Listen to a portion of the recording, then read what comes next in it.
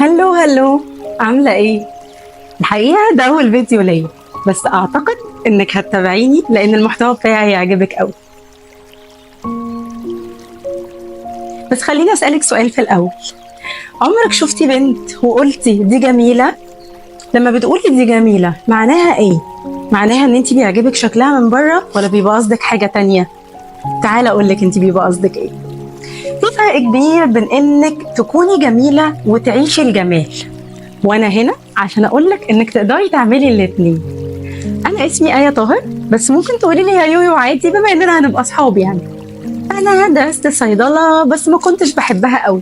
بعد ما خلصت عملت ماجستير تسويق، وفي الاخر اكتشفت ان انا شغفي في حاجه تانية خالص.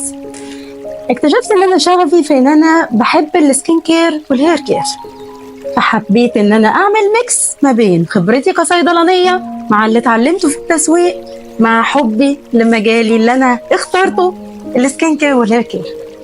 بس لاحظت حاجة في الآخر، إن الجمال مش معناه اللي بره، ولا شوية ماسكات ولا شوية روتينات ولا حتى إنك بتعرفي ترقصي. الجمال الحقيقي هو إن الماتشنج لما يحصل ما بين جوه وبره فيعملوا جلوينج، يبان عليكي، يبان لما حد يشوفك فعلا ويتكلم معاكي يقول البنت دي جميلة. هقولك ازاي تهتمي بمشاكل شعرك وبشرتك وتحليهم بنفسك من البيت بمكونات سهلة وبسيطة وطبيعية ومن غير أي تعقيدات، وكمان تهتمي بوزنك وتهتمي بأكلاتك وإيه الفيتامينات اللي تفيدك. وهتلاقي كمان فقرة البونبونية،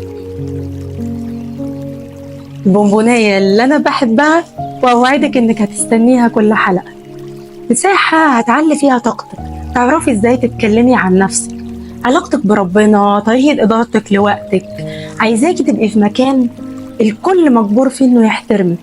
الجمال اللي بيبدأ من جوه بينور الوش تلقائي، واللي بره احنا قادرين نخليه يبرق. يلا بينا نبدأ الرحلة، واستعدي تكوني النسخة الأقوى والأجمل منك.